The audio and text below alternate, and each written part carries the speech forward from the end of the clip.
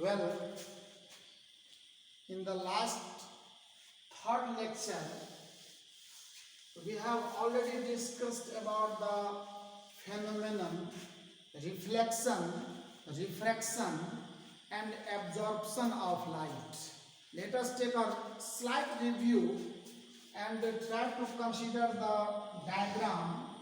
This is a boundary upon which a light ray is incident with 100% of its energy. This is incident ray. This is a reflected ray.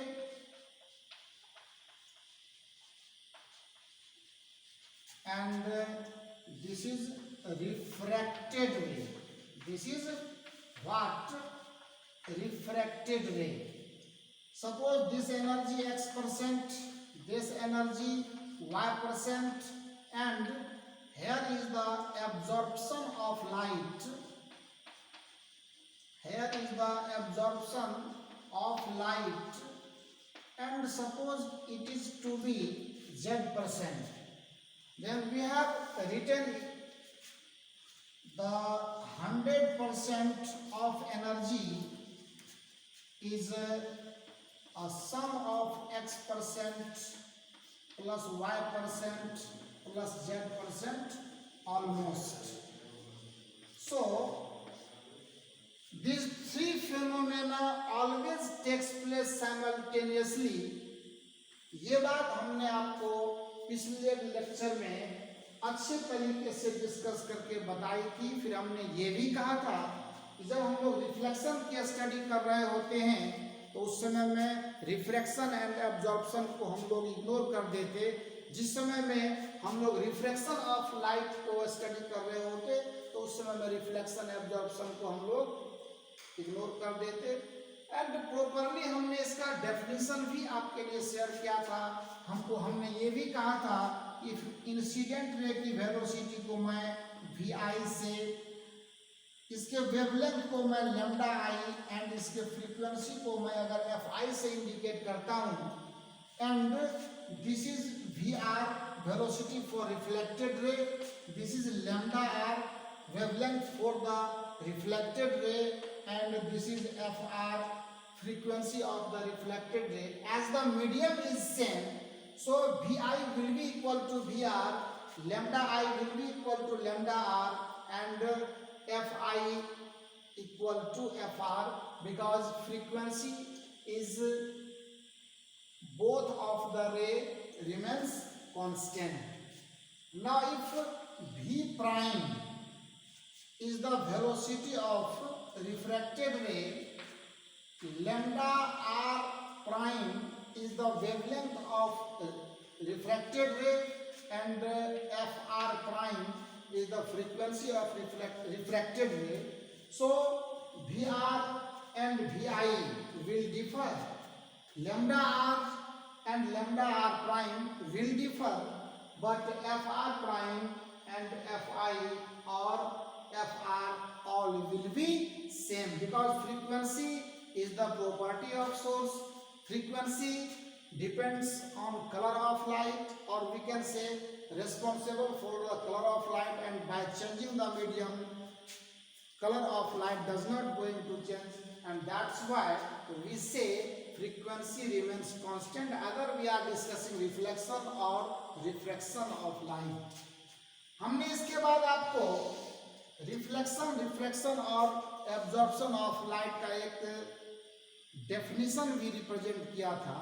सब कुछ properly उसमें written किया हुआ है, और आप उसको देख करके अच्छे तरीके से समझ भी सकते हैं, उसको सीख भी सकते हैं, कहीं कोई दिक्कत उसमें होगी नहीं आपको। Now today we are going to start reflection of light आज। एंड एक छोटी सी और भी बात इसमें है। आपने देखा कि रिफ्लेक्शन के इस इवेंट में वेलोसिटी, वेवलेंथ, फ्रीक्वेंसी ये सभी चेंज नहीं होते, लेकिन एक बात और है जो हम लोगों को समझने की है आपने ये देखना है कि 100% एनर्जी के साथ इंसिडेंट रे है and a part of energy is returning to the same medium causing reflection of light. So आप ये देखो कि एनर्जी का जो वैल्यू है इंसिडेंट के रे के रेस्पेक्ट में रिफ्लेक्टेड रे की डिक्रीज कर जाती है। एंड हमने इससे पहले नहीं बल्कि हम लोगों को ये बात पहले पता होना है कि जब हम लोग वेव फिनोमेनन की बात कर रहे होंगे साउंड में भी या 11 के लेक्चर में, तो वहाँ आपने देखा होगा कि एक फैक्टर आता है, एक फिजिकल क्वांटिटी की बात करते हैं वेव फिनोमेनन के लिए, and that is intensity. And intensity का रिलेशन वेव में कहीं ना कहीं एम्पलीट्यूड से भी होता है। सो आपको ये बात बिल्कुल नोट करनी होगी कि intensity as well as amplitude of the wave going to decrease if we are suffering from the phenomenon reflection of light. यहाँ पर इस बात को जानिए, लिखते हैं कि प्लीज नोट दैट, ये बात हमें नोट करनी चाहिए कि during reflection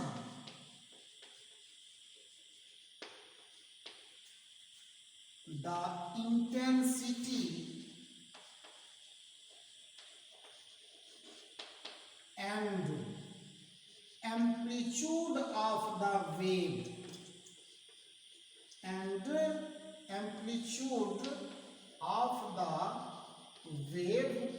decreases।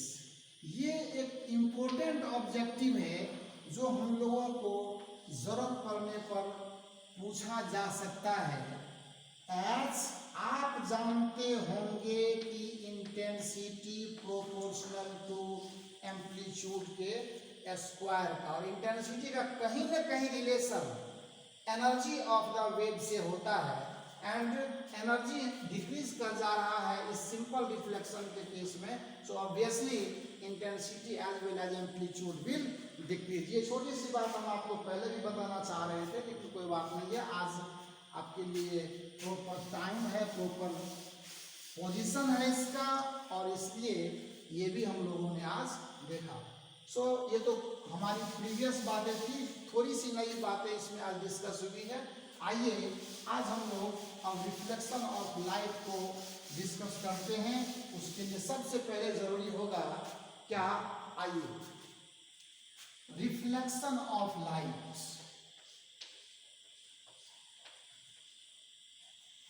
Reflection of light, अब ये कहने की बात नहीं कि रिफ्लेक्शन ऑफ लाइट में रिफ्लेक्शन का डेफिनेशन क्या है, ये बात बहुत पहले हम लोगों ने डिस्कस किया हुआ, और हमने आपको जस्ट थोड़ी देर पहले इसका डेफिनेशन रिप्रेजेंट किया आपके लिए। और हमने आपको कहा कि जब कभी भी किसी बाउंड्री से एक लाइट रे इंसिडेंट होकर और उससे रिटर्न होकर के उसी मीडियम में वापस लौट जाती है, तो इसी फेनोमेनन को हम लोग रिफ्लेक्शन ऑफ लाइट का नाम देते हैं। सो इस बात को अब लिखने की जरूरत नहीं है।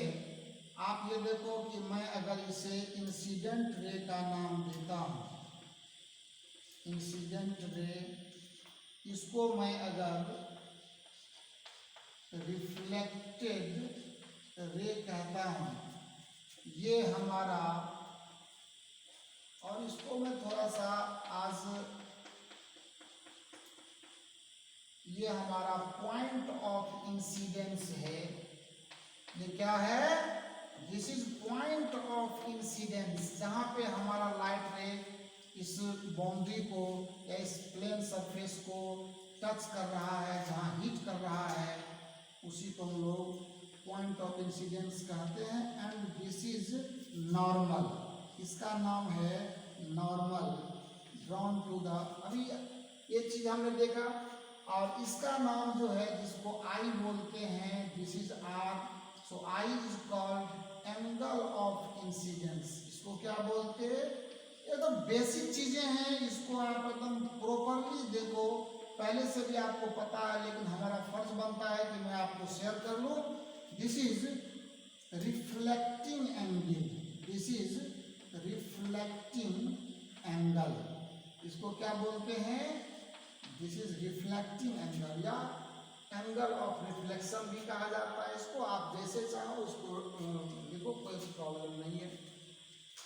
लेकिन ये जो फेनोमेनन है रिफ्लेक्शन ऑफ लाइट, जिसको सबसे बड़ी बात है, देखो ये कोई हिस्ट्री और ये ज्योग्राफी, हिंदी या किसी लिटरेचर का क्लास नहीं, we are in the physics class.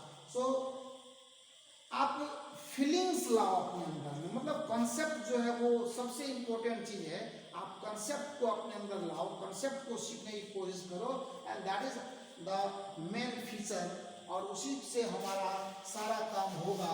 तो ये नहीं देखना है, रिफ्लेक्शन का डेफिनेशन आपने पहले ही देखा। अब आप फिर देखो, एक तरह का सरफेस हमने ये लिया, ये कोई कन्फाइंड चीज नहीं कि ओनली इस तरह के सरफेस पर ही रिफ्लेक्शन के फेनोमेनन को डिस्कस करते। हमारे पास सपोज करो इस तरह का सरफेस भी हो सकता है, we may have the surface like this. और आपको ये भी हम बताते चले, रिफ्लेक्शन के इस फेनोमेनन को डील करने के लिए जिस तरह के सरफेस को हम लोग यूज करते हैं, उसको generally more and more efficient बनाने के लिए जो ऑप्टिकल सिस्टम हम डिजाइन करते हैं उसका नाम होता है मिरर्स, उसका नाम होता है मिरर्स। यानी रिफ्लेक्शन के फेनोमेनन को हम लोग जिस सिस्टम के साथ डिस्कस करेंगे उसका नाम क्या होता है? मिरर। और मिरर को हम लोग कैटेगराइज करते, हो सकता है ये कर्व्ड मिरर है इसको, and this is reflecting surface, this is what, इस बाउंड्री पर लाइट इंसिडेंट होकर के और रिफ्लेक्शन का एक फेनोमेनन देखती है, सफर करती है, उसी को हम लोग रिफ्लेक्टिंग सरफेस कहते हैं। रिफ्लेक्टिंग सरफेस इसका नाम होता है। याद रखिएगा ये सरफेस है, कोई लाइन नहीं है। सो इस तरह के भी सरफेस पर रिफ्लेक्शन हम लोग देख सकते हैं। सपोज कीजिए यहाँ पर ये लाइट में इंसिडेंट हुआ, ये इधर निकल गया, हो सकता है लाइट में यहाँ आया हो, इधर निकल गया, हो सकता है लाइट में यहाँ इंसिडेंट हुआ हो, इधर निकल गया। तो मतलब कहने का हमारा, whatever be the nature of surface, either they should be plane और they should be curved surface. तो इसका नाम हम लोग कर्व्ड सरफेस, और कर्व्ड सरफेस के दो स्पेशल केस को हम लोग पढ़ेंगे। हो सकता है वो रिफ्लेक्शन का सरफेस ऐसा भी हो जो किसी ऐसे ग्लास स्फीयर से बनाया गया हो, जिसको ऐसे ग्लास स्फीयर से बनाया गया हो जिसके आउटर सरफेस को हमने सिल्वर्ड कर दिया और इनर सरफेस को रिफ्लेक्टिंग बना दिया, यही हमारा सिल्वर्ड सरफेस है। This is silvered surface, this is reflecting surface. So ये भी एक तरह का, मैं इस पर अभी बात नहीं कर रहा हूँ, ओनली एक बिल्कुल सिंपली आपको एक डायलॉग हम दिखा रहे हैं, एक सिंपली आपको हम एक आइडियोलॉजी आपके सामने रख रहे हैं कि ये हमारे अंदर ये इस तरह का इंटेंशन नहीं होना चाहिए कि हमारा जो सरफेस है वो बिल्कुल, ये तो 9-10 में हम लोग डिस्कस करते थे कि इस तरह का केस होगा तो ऐसा होगा प्रॉपरली। ये भी हमारा स्फेरिकल सरफेस बोलते हैं इसको, क्या बोलते हैं इसको? स्फेरिकल सरफेस बोलते हैं। So it is the special case of curved surface, it is the special case of curved surface. So these are the nature of reflections, these different surfaces से लाइट का रिफ्लेक्शन किस तरह से होता है। हाँ, ये आप कहें तो इसको हम लोग बिल्कुल, जिसको प्राइमरी स्टेज में स्टडी करेंगे, this is plane surface reflection. और ऑब्वियसली इस प्लेन सरफेस रिफ्लेक्शन को जिस सिस्टम से हम लोग ऑपरेट कर रहे हैं उसी का नाम है प्लेन मिरर। इसका नाम क्या है? Plane mirror. So plane mirror के साथ जो रिफ्लेक्शन के इस इवेंट को, इस फिनोमेनन को हम लोग स्टडी करते उसी को हम लोग प्लेन सरफेस रिफ्लेक्शन कहेंगे। और इसी को सबसे पहले हम लोग डील करने वाले हैं। लेकिन उससे पहले रिफ्लेक्शन के कुछ फंडामेंटल लॉ हैं, उसकी बात हम लोग कर लेते हैं, क्योंकि बिना उसके हम आगे कुछ भी नहीं कर सकते। यहाँ पर सिंपली आपको एक डायग्राम दे करके रिफ्लेक्शन के इस नेचर को, कि इंसिडेंट रे हम किसको कहते हैं, रिफ्लेक्टेड रे हम किसको कहते हैं, इंसिडेंट एंगल हम किसको कहते हैं, रिफ्लेक्शन एंगल हम किसको कहते हैं, पॉइंट ऑफ इंसिडेंस कहाँ होता है, नॉर्मल हम कैसे। और आप देखो इस तरह के सरफेस पर भी नॉर्मल ड्रॉ करने की बात होती है। तो जब कभी भी नॉर्मल ड्रॉ करना होता है तो हम लोग सबसे पहले क्या करते हैं, वहाँ एक टेंजेंट ड्रॉ करते, और उस टेंजेंट को ड्रॉ करने के बाद इसी पर एक 90 डिग्री पर एक लाइन हम लोग ड्रॉ कर देते, इसी का नाम क्या हो जाता है, नॉर्मल। आप यहाँ देखो, अगर यहाँ हम हो तो यहाँ पर भी एक टेंजेंट ड्रॉ किया हमने, और यहाँ से ये हमारा नॉर्मल हो गया, ऑब्वियसली ये आई होगा and this will be r. So यहाँ पर भी आप देखो, अगर मुझे यहाँ पर नॉर्मल ड्रॉ करना होगा तो what I will do, so this should be the tangent and this should be the normal. So this is angle i and this is angle r. इस तरह के केसेस में कभी घबराने की जरूरत नहीं होती है, तो हमारा बेसिक है, बट ये सब चीज जानना हमारे लिए जरूरी है, बिकॉज टेंजेंट जब एक बार हम लोग ड्रॉ कर ले तो उस पर परपेंडिकुलर जो लाइन होता है वो उसका नॉर्मल कहलाता है। सो इसको कॉपी कीजिए आप, और कॉपी करने के बाद तब आइए हम आपको रिफ्लेक्शन के लॉ शेयर करते हैं। रिफ्लेक्शन का लॉ जब हम आपके साथ शेयर करेंगे तो उसमें आपको कुछ बेसिक बातें और उससे रिलेटेड कुछ छोटे छोटे एक दो न्यूमेरिकल्स भी हम आपके लिए लाएंगे, और देखिए आगे क्या है। So please copy it. पढ़ने के बहुत सारे तरीके होते हैं, आप जितना मेहनत करोगे उतना आगे बढ़ोगे, और हर चीज़ को सही तरीके से काम करते हुए, सही तरीके से एनर्जेटिक होकर के, हम बार बार हर लेक्चर में आपके लिए ये बात कहते हैं, एकदम एनर्जेटिक होकर के, बिल्कुल एक तसल्ली के साथ, मेहनत के साथ, कंफर्टेबली चीज़ों को आप स्टडी करते चलो, सब कुछ अपना अपने आप होता चला जाएगा। आपको कुछ भी करने की जरूरत नहीं है, हर कुछ दिया हुआ मिलेगा। और इसीलिए कभी कभी मन में ये भी हो जाएगा आपको कि हमको बिना पढ़े ही सब कुछ हो जाएगा, तो सब कुछ जब किया हुआ ही मिलेगा तो हमें पढ़ने की जरूरत क्या है, लेकिन ऐसी बात नहीं है। हम लोग ओनली गाइड होते हैं, आपके काम आपको ही करना होता है, और जितना ज़्यादा आप मेहनत करते हैं, जितने न्यूमेरिकल्स पर आप वर्क करेंगे, और जो लेक्चर्स है, इस लेक्चर को जितनी बार आप सुनेंगे उतना ही ज़्यादा बेनिफिट आपको होगा। तो इस बात का हमेशा ध्यान रखना है कि पढ़ते हुए ही हम कुछ अच्छा कर सकते हैं, और लोगों की बातों में आएंगे तो फिर हमारा कुछ भी भला नहीं होगा। और हमने तो आपको बार बार ये बात बताई है कि कुछ अच्छा करने के लिए खुद को अच्छा बनना होता है, और जब आप अच्छे नहीं बनेंगे तो कभी आप अच्छा नहीं कर सकते। सो आइए बात करते हैं laws of reflection. Whatever be the nature of surface, the law will be totally followed. Law will be totally followed. Laws of reflection. आइए बताइए, तो आप लोगों में से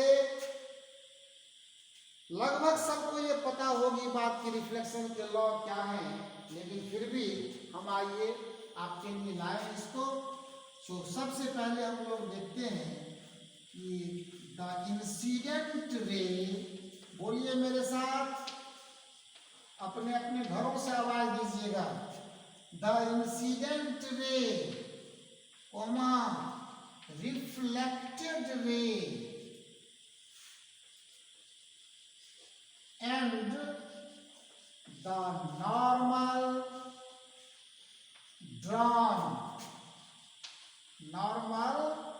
drawn to the point of incidence, normal drawn to the point of incidence, all are coplanar.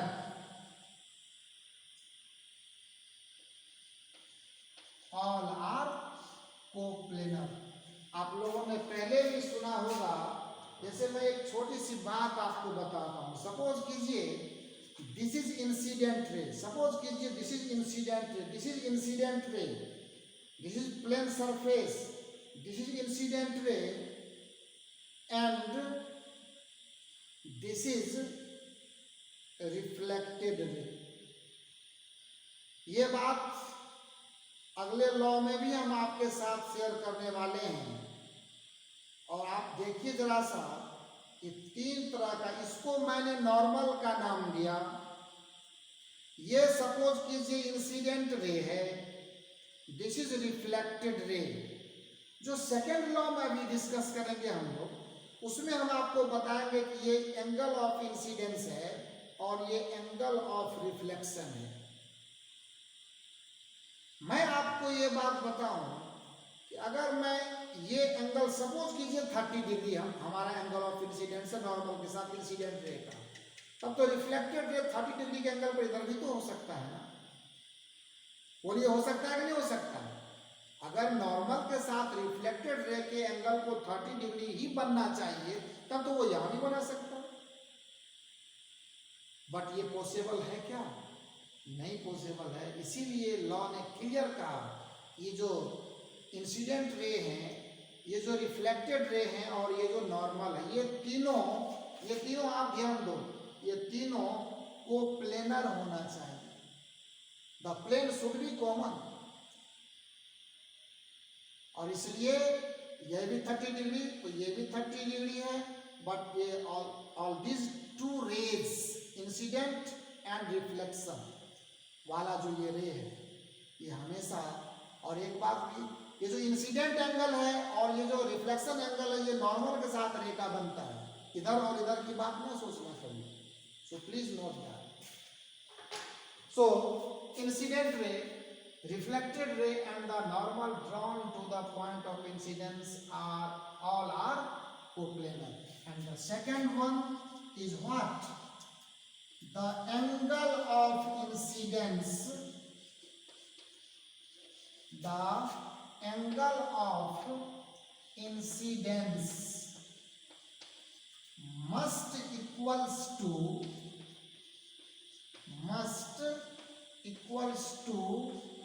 the angle of reflection. अब ये जाकर बिल्कुल क्लियर हो गया कि एंगल ऑफ इंसिडेंस जो है वो एंगल ऑफ रिफ्लेक्शन के इक्वल होगा। That is angle i should be, बल्कि must be equal to r. और बेसिकली यही दो लॉ है रिफ्लेक्शन के। कभी कभी लोग ये भी बोल देते कि जब कभी भी लाइट वेव रिफ्लेक्शन के फेनोमेनन को सफर कर रही होती है तो इसका फेज जो है वो पाई से चेंज करता है। ये भी बात सही है, ये भी बात 100% सही है। सो ये आप नोट में आप चाहे तो लिख सकते हैं। हालांकि वेव फेनोमेनन में जाने पर ये अभी नोट में आप इसको चाहे तो लिख लें कि due to the reflection of light wave, due to the reflection of light wave its phase changes by pi। I think कि फेज के विषय में आपके पास नॉलेज है, और अगर थोड़ी बहुत कमी भी है तो आगे चल करके हम आपको शेयर करेंगे। हालांकि फेज एसएसएम से ही स्टार्ट हो जाता है, 11 के सिलेबस से ही, जहाँ हम लोग फेज को बताते हैं कि किसी भी वेव के या किसी भी पार्टिकल के उसके मोशन के स्टेटस की जानकारी देता है। सो है और सारी बातें भी है उससे रिलेटेड, लेकिन अभी उनकी बातें हम लोग करेंगे तो हमारा मामला भी इधर का है। और ये इसलिए क्योंकि एक बार ये मेडिकल एंट्रेंस में पूछा गया, मेडिकल एंट्रेंस आस्क, ये क्वेश्चन मेडिकल में ही पूछा गया है, इसलिए भी इसको जानना जरूरी है। क्या पता अब आगे ये कभी पूछे ना पूछे, थ्योरी वाला क्वेश्चन है, पूछा भी जा सकता है, कोई भारी बात नहीं है, लेकिन ये एक जरूरी बात थी जो हम लोगों को सीखनी थी। अब आइए, रिफ्लेक्शन का लॉ भी हमने सिखा दिया आपको, रिफ्लेक्शन का लॉ भी हमने सिखा दिया। और अब थोड़ा सा मैथमेटिकल हम लोग जानने की कोशिश करते हैं, एक छोटा सा न्यूमेरिकल इस पर बनाते हैं, और आइए मिल करके कुछ काम करें हम लोग, कुछ हम करेंगे और कुछ आप भी करें। सो इसको आप लिख भी लिए होंगे आई थिंक। और एक छोटी सी बात, सपोज कीजिए हम लोग जब फिजिक्स पढ़ते हैं, थोड़ी बहुत मैथमेटिक्स की जानकारी भी हमारे पास होनी चाहिए, बल्कि होगी। इक्वेशन ऑफ सर्कल की बात करते हैं हम लोग, तो वो x square plus y square plus 2gx plus 2f(y) plus c equal to 0, this is called the general equation of circle. आप सोचेंगे कि अभी तो पढ़ा रहे रिफ्लेक्शन ऑफ लाइट, ये इक्वेशन ऑफ सर्कल सर ने कहाँ से लिया, क्यों लाया? और स्टैंडर्ड सर्कल अगर एक ऐसा जिसका कि सेंटर ओरिजिन पर लाई करे और रेडियस उसका a हो, इस सर्कल का equation x square plus y square equal to a square होता है, ये भी आपको। सो मैं एक बात बताऊं आपसे कि एक सर्कुलर एपर्चर लिया हमने और उसके इनर सरफेस को सपोज कीजिए कि मैं 4 सेगमेंट में, मैं ये कहता हूं कि एक उसका 1/4 पार्ट को मैं सर्कुलर एपर्चर बनाता हूं और उस पर एक लाइट रे को इंसिडेंट करता हूं।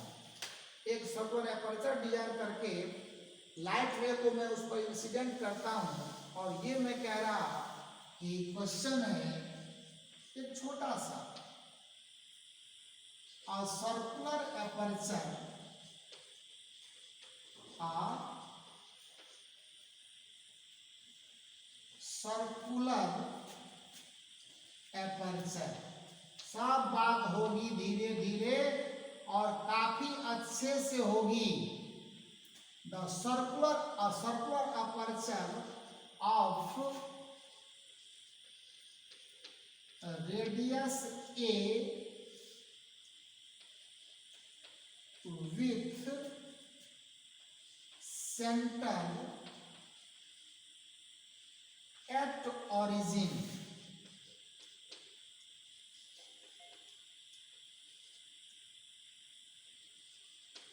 is of glass material and its inner surface is silver, as shown in figure।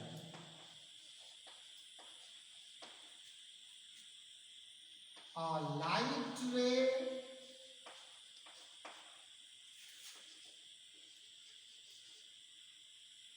is incident parallel to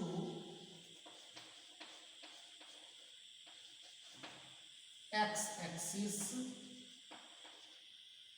that deviates by 90 degree. Deviation मैंने अभी सिखाया नहीं है, बट एक छोटी मैं थोड़ा हिंट भी कर दूंगा। Then find the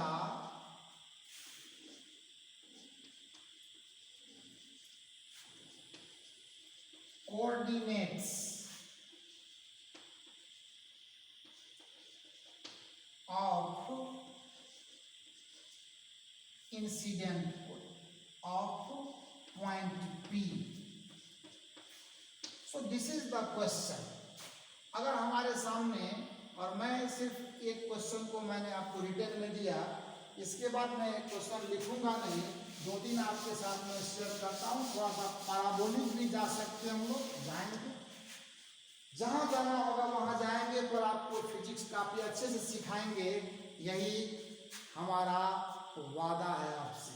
so please this is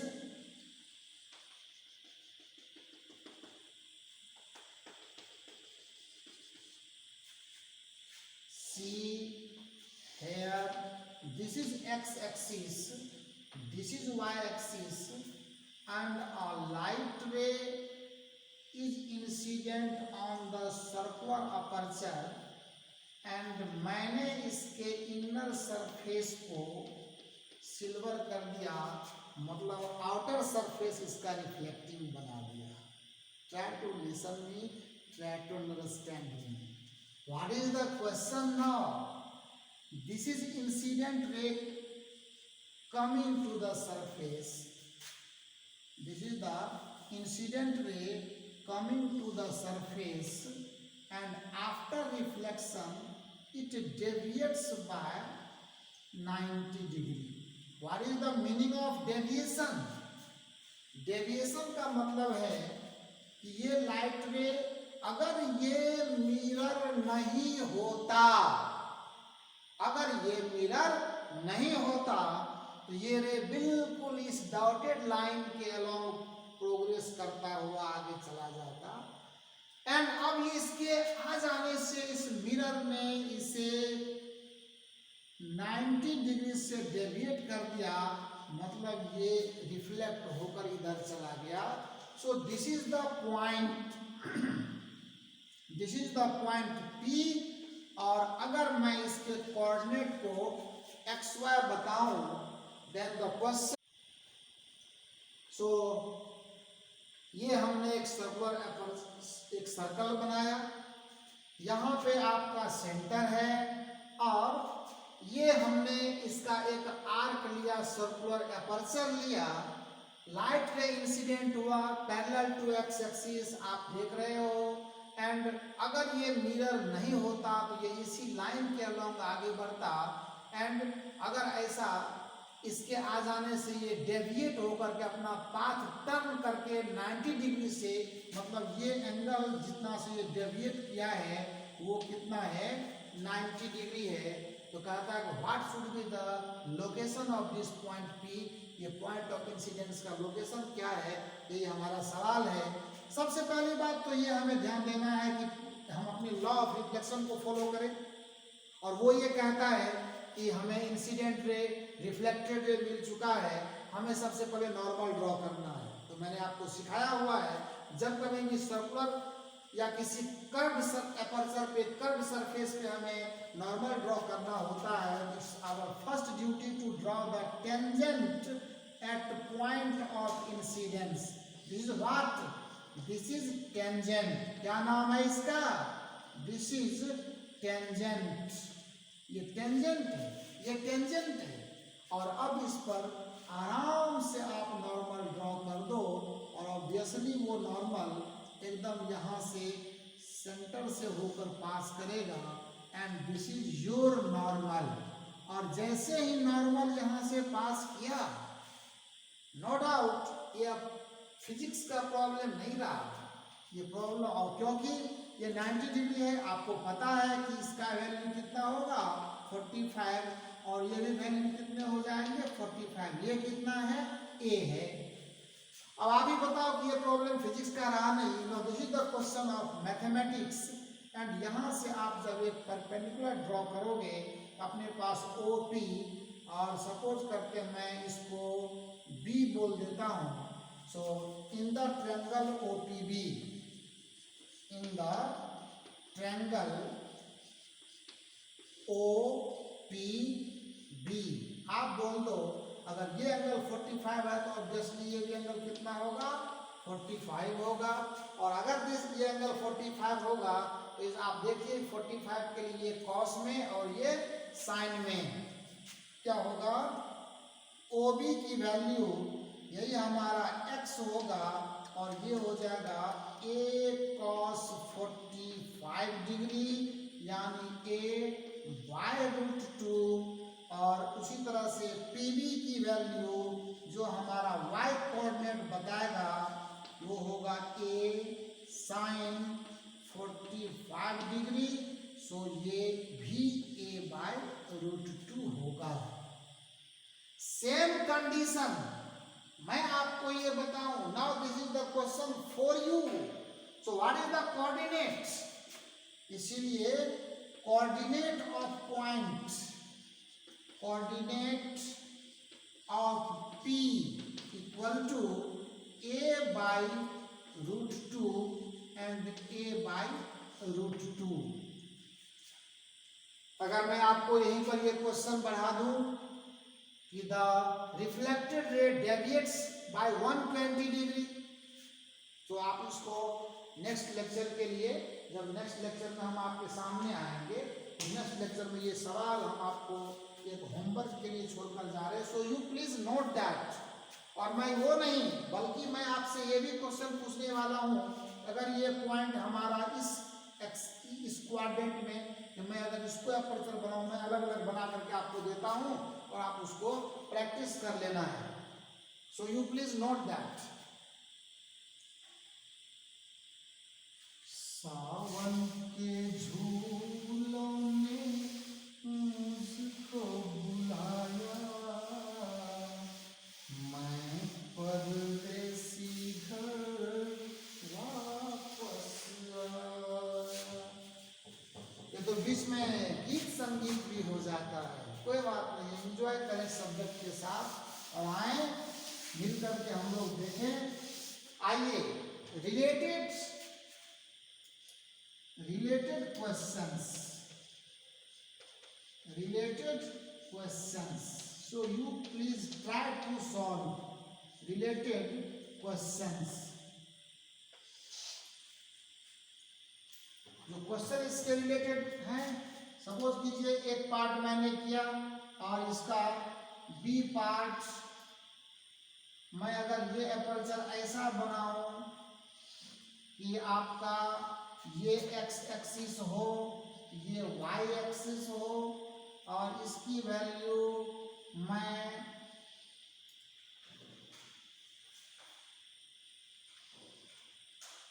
फिर से एक बार डेविएशन इसका यही हो रहा है 90 डिग्री से, तो आपको ये शो करना है कि पॉइंट P का कोऑर्डिनेट कितना होगा।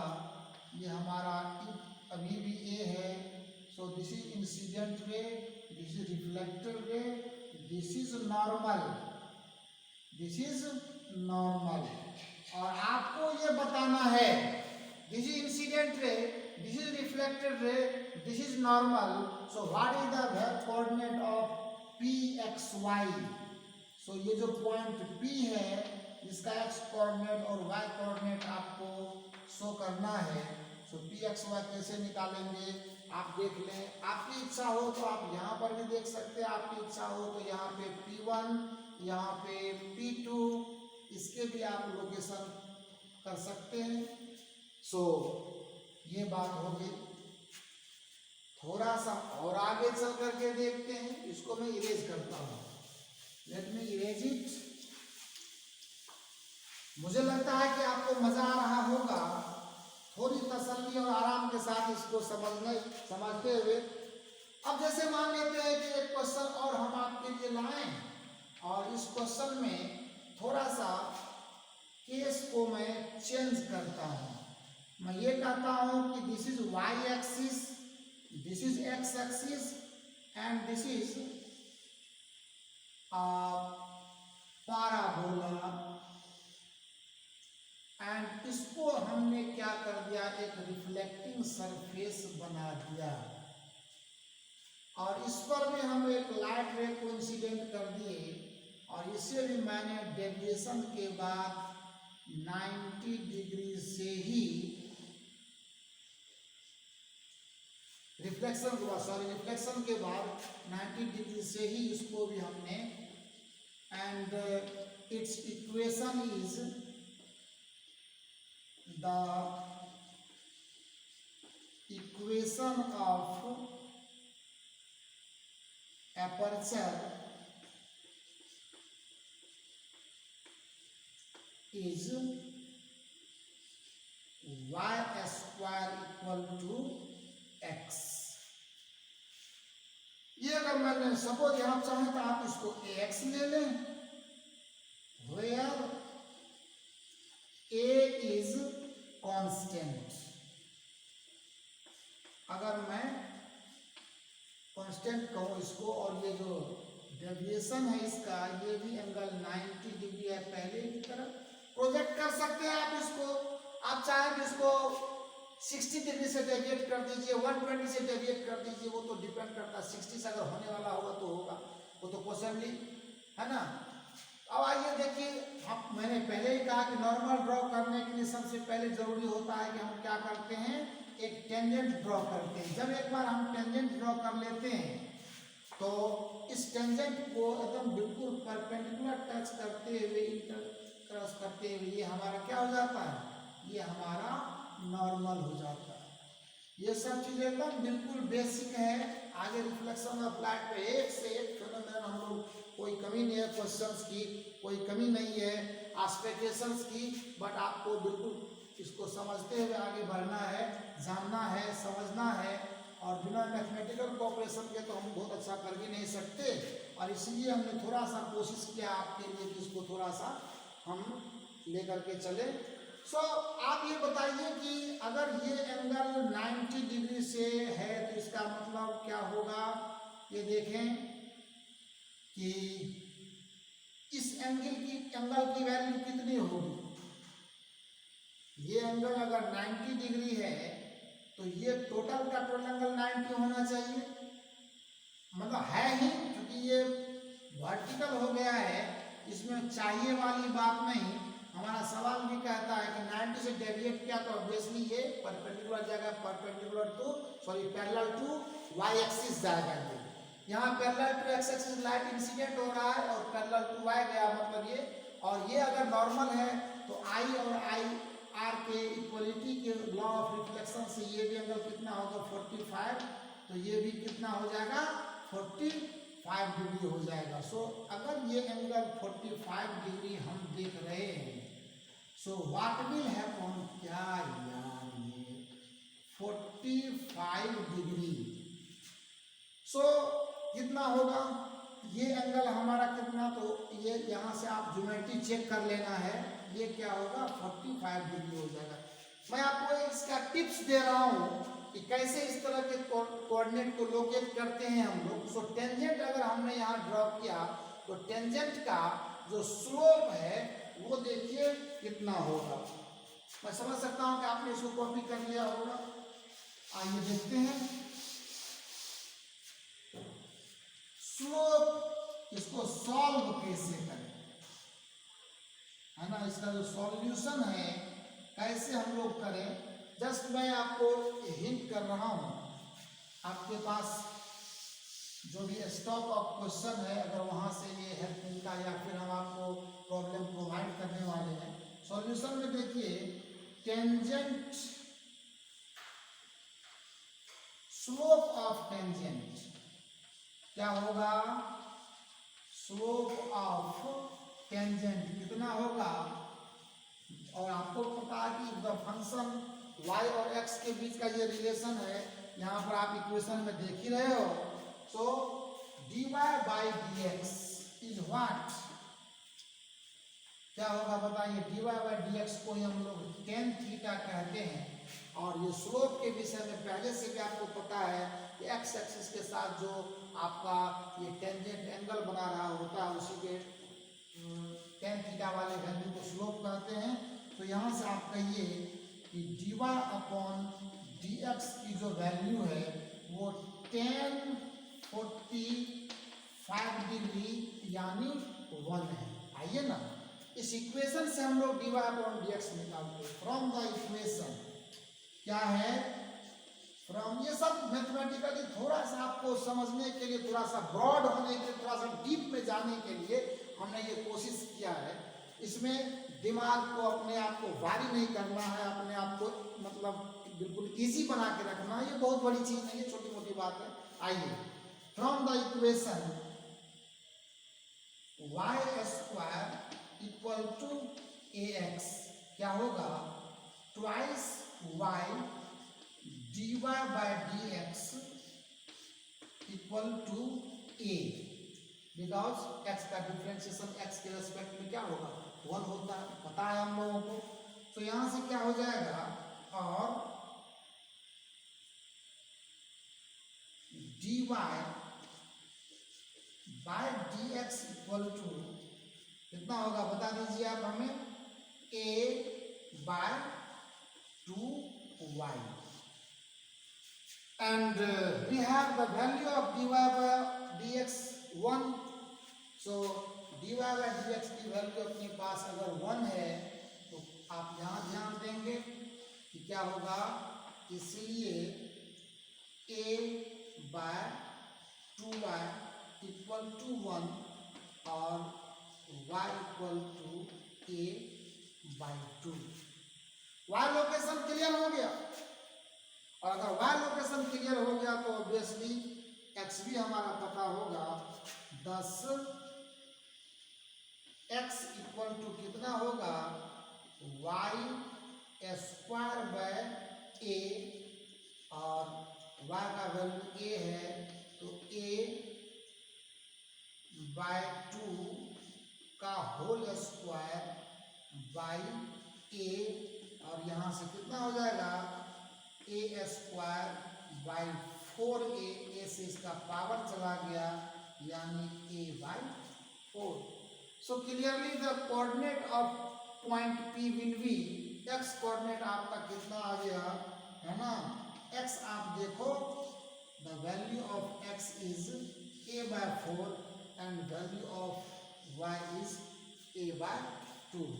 तो छोटी सी एक बात थी, हमने आपको शेयर करी, और शेयर करने के बाद आपको ये बात समझ में आई।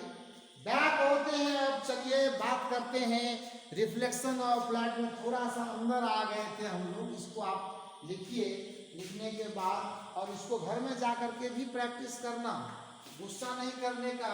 इस तरह के प्रॉब्लम अच्छी बात है कि अगर कुछ अच्छा सीखते हैं, इसमें बुराई कोई बात नहीं है।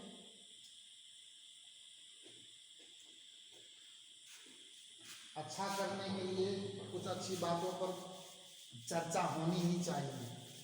ऐसे बैठे रहने से ऐसी छोटी छोटी बातों को जानना समझना ये भी थोड़ा सा लगता है। सो काम करने के बहुत तरीके हैं यार, मेहनत करने के बहुत तरीके हैं। दुआ करो ऊपर वाले से कि तुम्हारा हर हमेशा भला होता रहे, और मोहब्बत करो अपने सब्जेक्ट से, मोहब्बत करो अपने सब्जेक्ट से। जितने दिल लगाकर इसे रखोगे, ये फिजिक्स है, हमारा कुदरत लिखता है, हमारी तकदीर लिखता है ये। और जितने तसल्ली के साथ इसको आप जितना मेहनत करके पढ़ोगे उतने ही अच्छी करते चले जाओगे। और अगर आपने लापरवाही लगाई, न्यूमेरिकल पे वर्क करने में कभी पीछे नहीं रहना है। जब कभी भी किसी तरह के प्रॉब्लम्स में कोई परेशानी हो, कमेंट करके आप उसको सामने ला सकते हैं, और जब कभी भी उसका आंसर आपको दिया जाएगा तो उसको अच्छे तरीके से समझाते हुए लिखा जाएगा। और उस कमेंट को पॉसिबली हम चाहेंगे कि आपके उस डॉट्स को, उसकी समस्याओं को मैं बोर्ड पर भी लाऊं, और जहाँ तक हो सकेगा काम करते ही चले जाएंगे। सो आइए आगे बढ़ते हैं, वापस लौटते हैं थोड़े से अपने उस पार्ट में जहाँ हमें ये देखने का मौका मिलेगा रिफ्लेक्शन ऑफ लाइट में। हमने आपको ये भी बात बताई थी कि ज्योमेट्रिकल ऑप्टिक्स में हम लोग दो ही बातें पढ़ते हैं, ऑब्जेक्ट के इमेज फॉर्मेशन, चाहे वो रिफ्लेक्शन से हो चाहे वो रिफ्लेक्शन से हो। अभी तो हम लोग रिफ्लेक्शन पे बात करते हैं, हमने लॉ ऑफ रिफ्लेक्शन भी आपको शेयर किया, हमने साथ में आपको ये भी बताया कुछ छोटे मोटे प्रॉब्लम भी आपके लिए लाए, लेकिन वो प्रॉब्लम उतना वो अभी है, अपनी जगह है। आइए ऑब्जेक्ट एंड इमेज, इसकी बात करते हैं कि ऑब्जेक्ट और उसके से बनने वाले इमेज, नेचर ऑफ ऑब्जेक्ट कैसा होता है, क्या क्या होता है, इमेज क्या क्या तरह के होते हैं, इमेज बनाते हम लोग कैसे हैं, because we are working with reflection of light and mainly we are associated with plane surface reflection. So plane surface reflection में या आगे चलकर कर्व सरफेस रिफ्लेक्शन की भी हम लोग बात करेंगे, तो वहां पर भी ये सब चीजें बिल्कुल वैलिड रहेंगी। किसी भी ऑब्जेक्ट का इमेज कैसे बनाते, ऑब्जेक्ट का साइज के हिसाब से भी दो तरह के ऑब्जेक्ट होते हैं। जनरली जिसको हम लोग डिस्कस करेंगे होंगे तो और भी तरह के, लेकिन generally most of the cases में हम लोग एक पॉइंट ऑब्जेक्ट की बात करते हैं, दूसरा एक्सटेंडेड ऑब्जेक्ट की बात करें। So if we are asked what type of object it is extended object. It has the length, linear shaped object we can say, थोड़ा सा थिकनेस है बट इसको लिनियर मान करके भी बता रहे हैं आपको। This is linear shaped object. आगे इसके प्लेसमेंट की भी बातें करेंगे, इसको हम लोग ट्रांसवर्स प्लेसमेंट कहते हैं। आगे इसको फ्लैटेड वे में रखेंगे तो इसको फ्लैटेड वे में रखेंगे तो इसको लॉन्गिट्यूडनल प्लेसमेंट भी ऑब्जेक्ट का कहेंगे। इस तरह के भी प्रॉब्लम्स पर काम करने होंगे हम लोगों को। आइए, सो पॉइंट ऑब्जेक्ट हो या एक्सटेंडेड ऑब्जेक्ट हो वो तो बात की बात है, लेकिन ऑब्जेक्ट जो है वो विजिबिलिटी के पॉइंट ऑफ व्यू से दो तरह के होते हैं। ऑब्जेक्ट जो है वो विजिबिलिटी के पॉइंट ऑफ व्यू से दो तरह के होते हैं। एक ऑब्जेक्ट को रियल ऑब्जेक्ट कहा जाता है तो दूसरे ऑब्जेक्ट को वर्चुअल ऑब्जेक्ट कहा जाता है। उसी तरह से इमेज की बात अगर की जाए तो इमेज भी दो तरह के, एक को हम लोग रियल इमेज कहते, और दूसरे को हम लोग वर्चुअल इमेज कहते। एक को हम लोग रियल इमेज कहते और दूसरे को हम लोग वर्चुअल इमेज कहते। लेकिन फॉर्मेशन ऑफ इमेज जो होता है, जो फॉर्मेशन ऑफ इमेज है,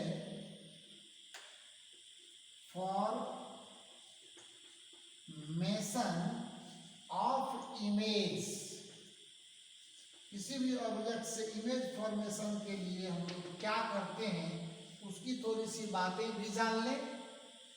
सो इमेज फॉर्मेशन के लिए हम लोग दो लाइट रे को ड्रॉ करने के लिए आपके पास इन्फ्रारेड लाइट रे इंसिडेंट कर सकते हैं। डजंट मीन आप कितने भी लाइट रे इंसिडेंट करो, रिफ्लेक्शन के बाद उन सभी को ऑलमोस्ट एक ही पॉइंट पर मिलना होता है। If the surface is regular, so the point of meeting of all the reflected ray will be same. So image बनेंगे उसी पॉइंट पर जहाँ पर रिफ्लेक्टेड रे आकर मिलेंगे। बहुत सारे रे भी आ सकते हैं, लेकिन जनरली हम लोग दो रे यूज करते हैं इमेज फॉर्मेशन के लिए। चाहे वो प्लेन सरफेस पर आप जाओ या आप कर्व सरफेस पर जाओ, स्फेरिकल सरफेस पर जाओ, कॉनकेव, कॉन्वेक्स, आगे जो बात करने वाले हैं, किसी भी तरह का सरफेस क्यों नहीं हो, डजंट मीन। सो कहते टू ड्रॉ द इमेज, क्या करना होता है, to draw the image we incident to light rays, incident to rays to the mirror। और चूंकि यहाँ पे हम लोग काम कर रहे हैं प्लेन पर, तो प्लेन मिरर कह देते हैं। ए द फर्स्ट रे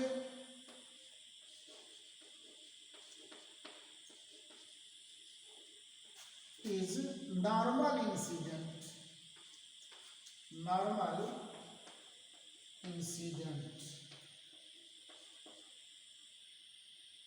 एंड बी में द सेकेंड रे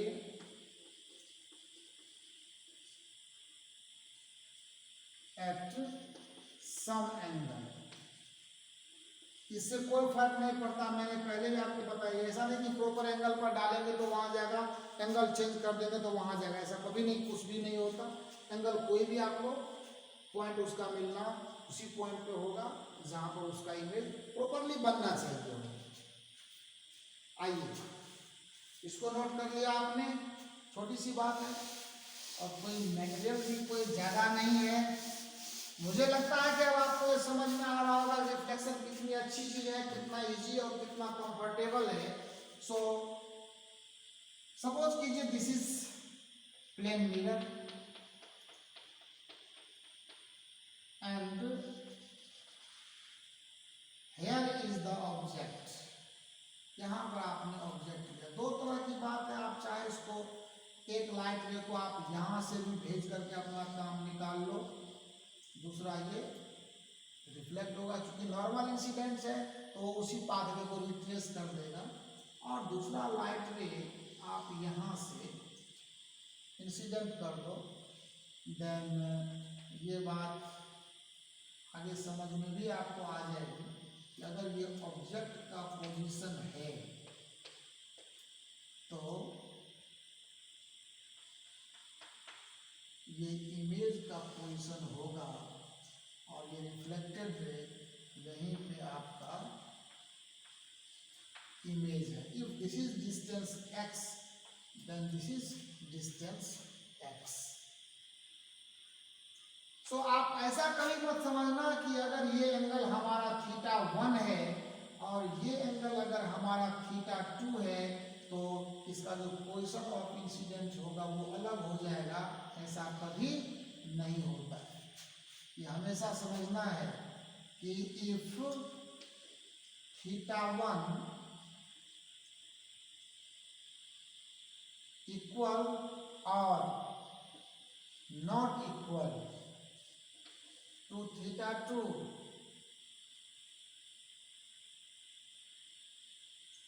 the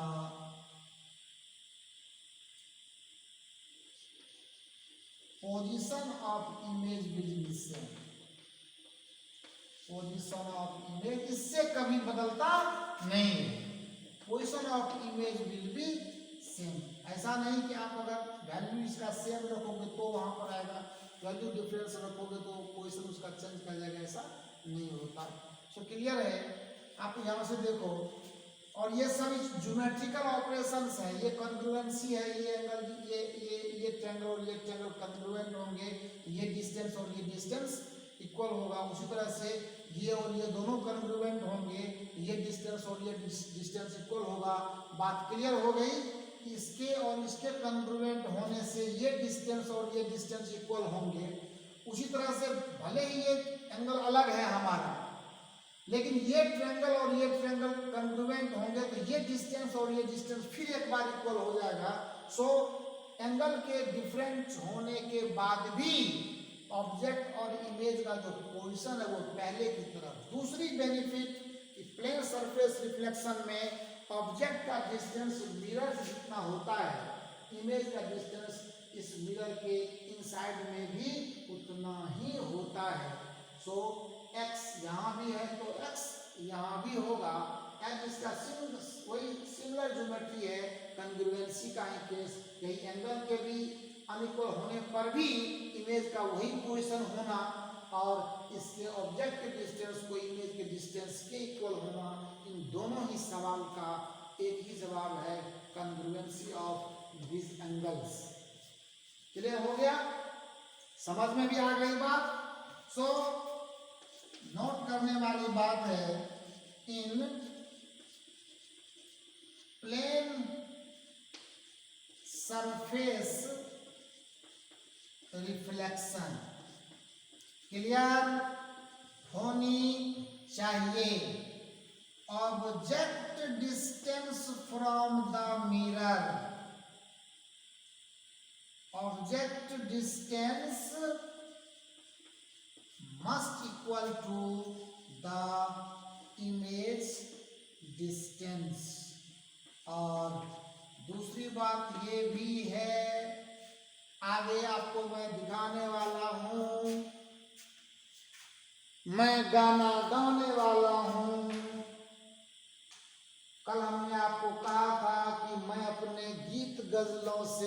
उससे पैगाम करता हूँ। और दूसरा लाइन में बता देता हूँ, उसी की दी हुई दौलत उसी के नाम करता हूँ। इसका 4 लाइन है, 4 अलग अलग लेक्चर में। आधा कंप्लीट करता हूँ कि मैं अपने गीत गजलों से उसे पैगाम करता हूँ, उसी की दी हुई दौलत उसी के नाम करता हूँ। खत्म बात? यहां तक समझ लिया आपने? So please proceed now. मजा आ रहा है? मजा आ रहा है? आएगा, अभी और मजा आएगा जब आप धीरे धीरे सिलेबस में आगे बढ़ेंगे। बहुत बहुत मजा आने वाला है। सो मैंने कहा कि प्लेन सरफेस रिफ्लेक्शन में ऑब्जेक्ट डिस्टेंस जो है वो इमेज डिस्टेंस के इक्वल होता है।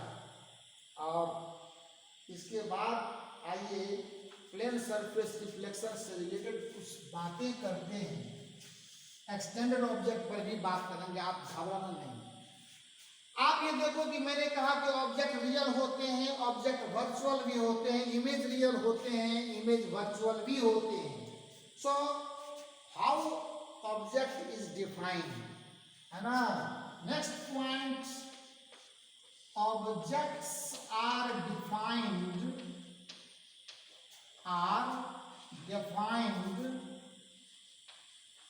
by incident ray, by incident ray. Objects are defined by incident ray. क्यों? जब आप इमेज बनाने जाते हो तो रिफ्लेक्टेड रे के इंटरसेक्शन पॉइंट से पर आप इमेज बनाते हो। This is the real fact. बिल्कुल बढ़िया बात, समझने वाली बात, जानने वाली बात। लेकिन वो लाइट रे आता कहां से है? हमारे घर से तो नहीं आता, आपके घर से आता होगा ना? आपके घर से आता है ना मेरे घर से आता है। जिस ऑब्जेक्ट को हम देखने वाले होते हैं, हमारी आंखों से जो वो ऑब्जेक्ट देखा जाता है, एक्चुअली उसी ऑब्जेक्ट से लाइट आता है। तो इसीलिए मैंने लिखा है यहाँ पे कि ऑब्जेक्ट को हमेशा डिफाइन किया जाता है किससे? इंसिडेंट रे से। और जब कभी भी if incident rays are incident to the mirror in diverging mode, याद रखना है, diverging mode, ऑब्जेक्ट से अगर इंसिडेंट रे डाइवर्ज होते हुए मिरर पर इंसिडेंट हो रहा है, ये मतलब शो करता है वो ऑब्जेक्ट एक रियल ऑब्जेक्ट होगा। If incident rays are actually diverging,